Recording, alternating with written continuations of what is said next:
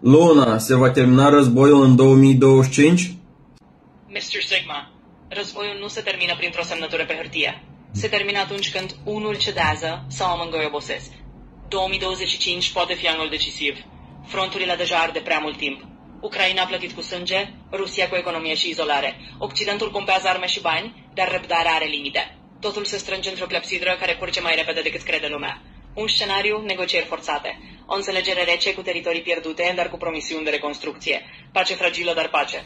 Alt scenariu, escaladare. Arme mai grele, fronturi noi, poate chiar extinderea conflictului. Atunci 2025 nu aduce sfârșitul, ci începutul unei furtuni mai mari.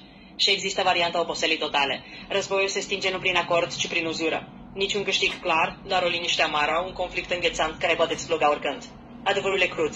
În 2025 războiul nu se va încheia printr-un miracol. Se va încheia doar dacă marile puteri decid că prețul e prea mare. Și până atunci, fiecare zi rămâne o ruletă rusească. Dacă vrei să-ți schimbi viața prin online, accesează FB University. Ai link în profilul meu.